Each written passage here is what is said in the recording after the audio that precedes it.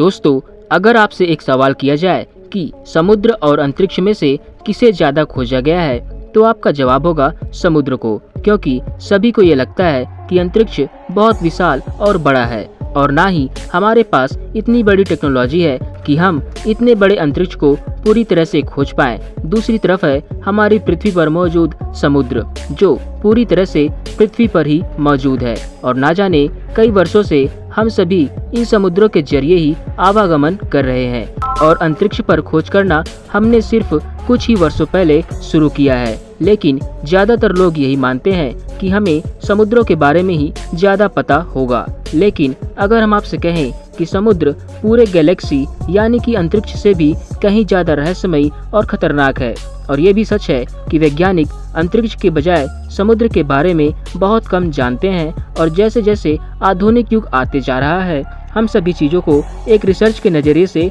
देखते जा रहे हैं, जिसकी वजह से समुद्र भी साइंटिस्टों के लिए रिसर्च का केंद्र बन गया है।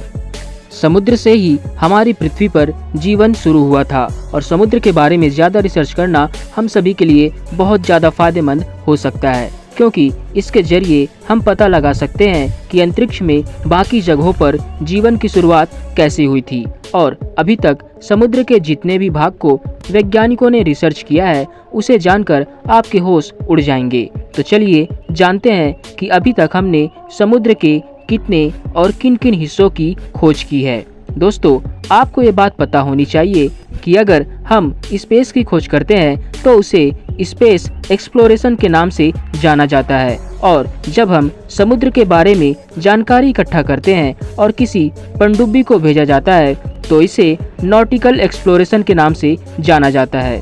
यहाँ नॉटिकल का मतलब होता है समुद्र से जुड़ा हुआ, और अगर हिस्ट्री में हम और थोड़ा आगे बढ़ते हैं तो हमें कई सारे खोजकर्ता के बारे में नाम सुनने को मिलता है, जिनमें से आप सभी कुछ लोगों के नाम तो जानते ही होंगे, जैसे क्रिस्टोफर कोलंबस और वास्को डी गामा।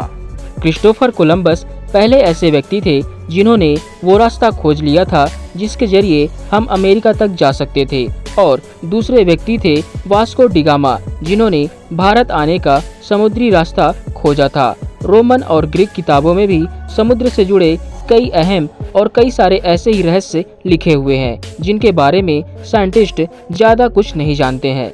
दोस्तों, हम सभी ने बचपन में ये पढ़ा है कि भारत की खोज वास्को डी गामा ने की थी, लेकिन हम आपको बता दें कि वास्को डी गामा ने भारत आने के लिए समुद्री रास्ता खोजा था। उन्होंने भारत की खोज नहीं की थी, क्योंकि भारत तो पहले से ही इस पृथ्वी पर मौजूद था। दोस्तों, ये बातें हमें बचपन में गलत पढ़ाई गई हैं, इसलिए इन बातों के बारे में हमें ज्यादा से ज्यादा सही जानकारी हो, ये ज्यादा जरूरी है। आज इस आधुनिक सदी में भी समुद्री यात्रा की बात करें तो आज भी हम समुद्र पर उतना ही निर्भर हैं जितना कि 400 से 600 साल पहले थे। बहुत भारी और ज्यादा मात्रा के बड़े सामानों को एक देश से दूसरे देश तक ले जाने में समुद्रों का ही इस्तेमाल किया जाता है, क्योंकि यह सबसे सस्ता और सुरक्षित तरीका होता है। पृथ्वी पर जितनी भी शिपिंग होती है, यानी कि सामानों का आयात निर्यात, उनमें से ज्यादा समुद्रों के द्वारा ही किया जाता है।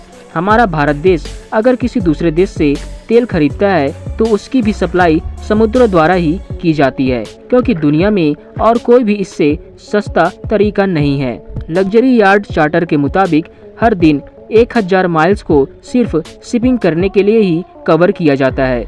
दोस्तों, एक नॉटिकल माइल्स का मतलब होता है 1.8 किलोमीटर, और इतना ज्यादा व्यस्ततम रास्ता होने के बावजूद समुद्र सबसे कम खोजी हुई जगह में से एक है। तो आखिर आज तक हम समुद्र का कितना हिस्सा खोज पाए हैं?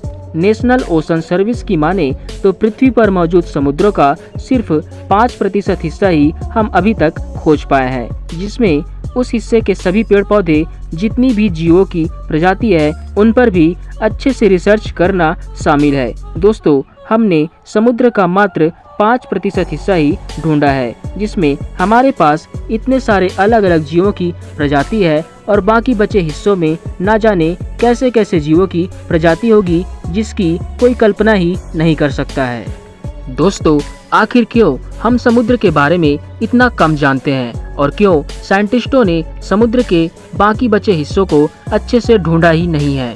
दोस्तों, इसका सबसे पहला कारण है तकनीकी। हमारे पास समुद्री खोज के लिए पहले से ही बहुत सारे उपकरण थे, क्योंकि हम इस विषय के बारे में बहुत पहले से ही जानते थे। अगर आप इतिहास के बुक्स को भी पढ़ते आ रहे हैं तो आपको जानकारी मिलेगी कि मानव सभ्यता का विषय ही खगोल विज्ञान ही विज्ञान की पहली फील्ड था।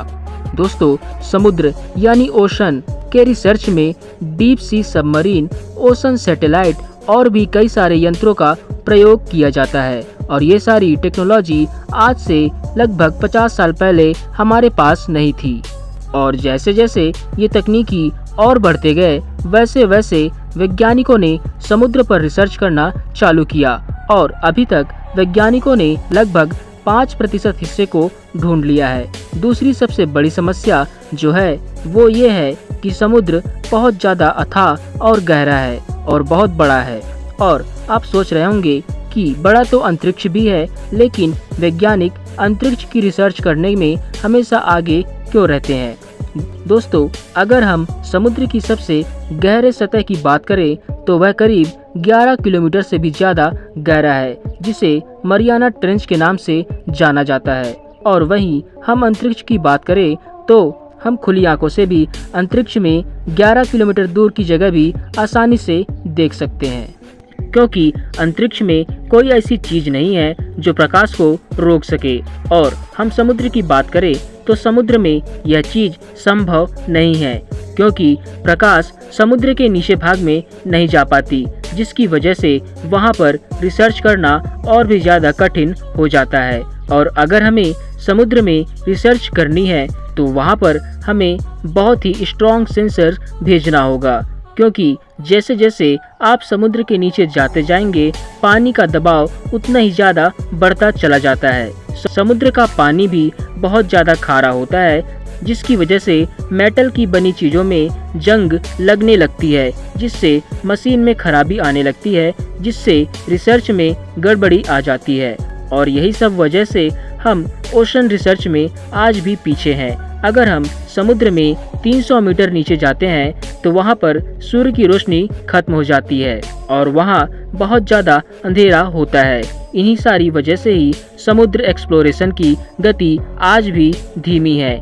लेकिन अब बढ़ती हुई एडवांस टेक्नोलॉजी की वजह से हमें उम्मीद है कि आने वाले कुछ सालों में हम समुद्र का लगभग 95% हिस्सा खोज लेंगे, जिससे समुद्र में छुपे हुए रहस्यों का पता हमें लग जाएगा और हम समुद्र के रहस्यों की खोज में और भी ज़्यादा आगे निकल जाएंगे। दोस्तों, आगे हम समुद्र के रहस्य पर और भी वीडियोस लाने वाले हैं, तो अगर आप चैनल पर नए हैं तो चैनल को सब्सक्राइब करके बेल आइकन को भी प्रेस कर लीजिए, जिससे आपको हमारे लेटेस्ट वीडियोस की नोटिफिकेशन हमेशा मिलती रहे।